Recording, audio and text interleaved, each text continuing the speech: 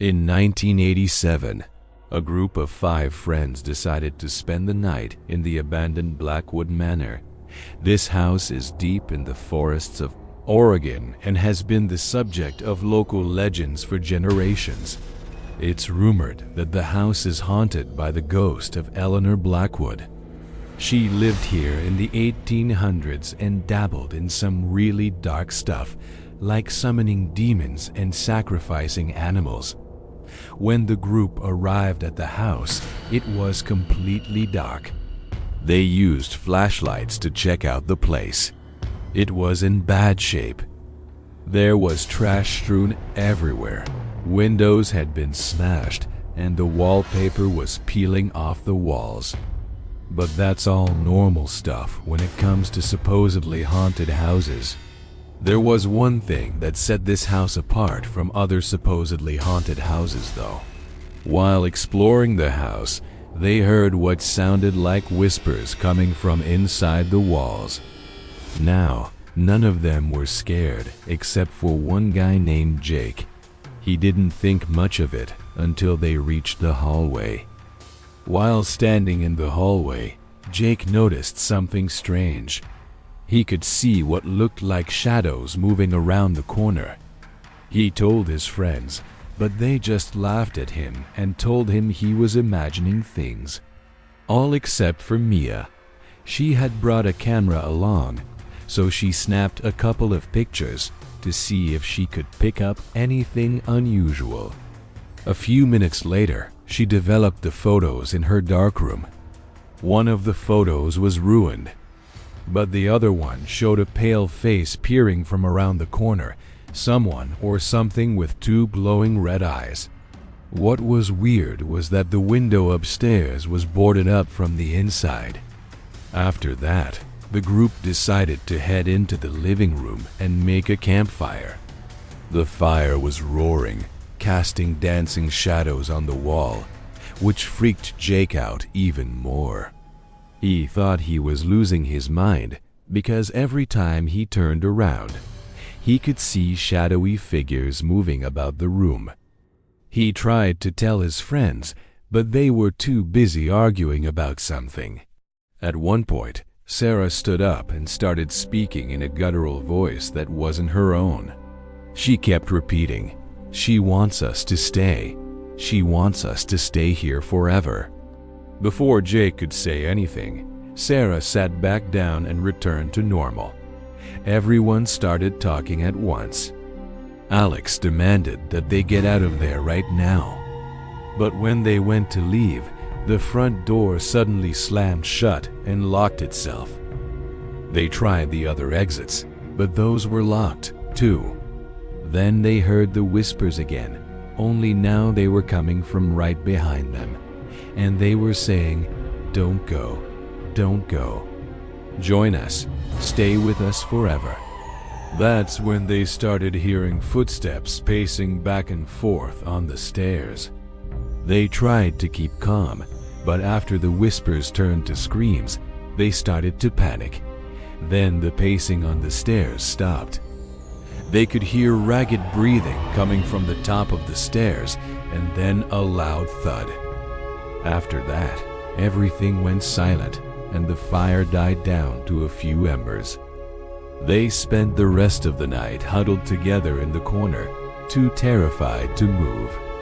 Then came the scariest part. At some point during the night, they all fell asleep. And when they woke up, they were still alive, but they were in a circle around the fireplace, and Ryan was missing. The front door was unlocked, so the 4 remaining friends ran out of the house. As soon as they got outside, they called 911 and told them there was a missing person. When the police asked them where they'd been, they explained about the house and what happened the night before, but the police didn't seem to care. They said something about a bunch of kids trying to scare each other and told them to go home. So they left without Ryan. They agreed to meet back at Alex's house to figure out what to do next. But when the other 3 friends arrived, They found Alex in his backyard holding a bloody meat cleaver. He had a crazed look on his face and blood was smeared on his arms and legs. "I had to kill him," he screamed. He was possessed by one of the shadows. I saw it take his soul. I had to stop it. They quickly realized that Alex wasn't the same ever since he'd come back from the house. And they were terrified that he would hurt them too. So they called the police and told them that Alex was crazy and he had killed someone. That was the last anyone had heard from Alex, but no one ever found Ryan's body. To this day, the locals say if you stand near Blackwood Manor at midnight, you can hear 5 voices whispering in the darkness. You'll hear the whispers of Alex, Mia, Jake, Sarah, and Ryan. And if you listen closely, you might hear your own name being whispered too. But that's not the end of the story. Oh no, after posting this, our intrepid Reddit user Rhubarb decided to visit Blackwood Manor himself to see if he could find any more clues about the case. He stood outside the house with a voice recorder at midnight, but all he managed to pick up was wind and a few distant car noises. Then he noticed a small opening in the boards covering the downstairs window. Just big enough for a person to fit through. He crawled through the opening and entered the house.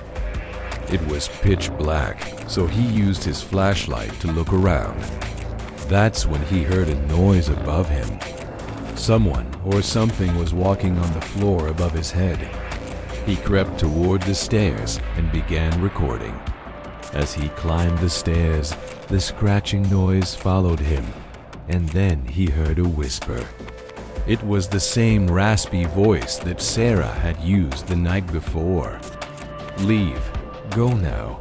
Don't come here. It's not safe." But our hero wasn't scared. He just wanted to find out what was going on.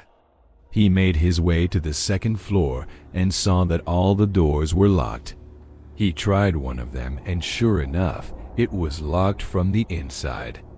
But then he heard another whisper, this one coming from the chimney. "You shouldn't be here. Please go away."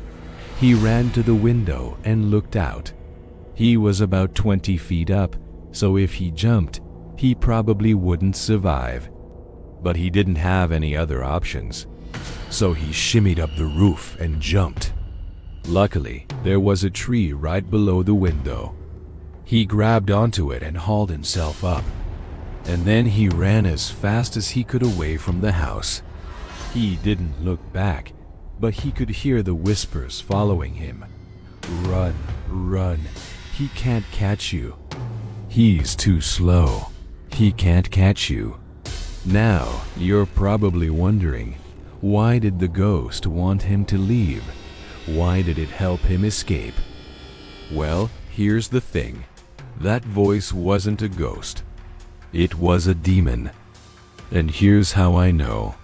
When our protagonist ran away from the house, he lost his shoe in the process. And when he looked back, he could see something standing on the roof directly under the window. Something tall and thin with long, sharp claws. That's when he remembered what Jake had said the night before about the shadows eating souls. The truth is that there were demons living inside the walls, feeding on the fear and despair of the mortals trapped inside. When they couldn't get to the people in the basement, they used the whisperings to drive them insane. When Alex emerged from the house covered in blood, it wasn't the blood of his friends. It was the blood of the demons. And when he talked about stopping the shadow, he was talking about killing the demons. When they sensed that their host was in danger, the demons panicked and tried to escape. That's why they helped him get away. It's unknown how many demons were inside the house, but it's safe to say that not all of them escaped. And to this day, Blackwood Manor remains abandoned, filled with whatever demons are left. If you've enjoyed this modern ghost story, then I bet you'll love the stories in these videos. So click on one of those links and let me know what you think in the comments.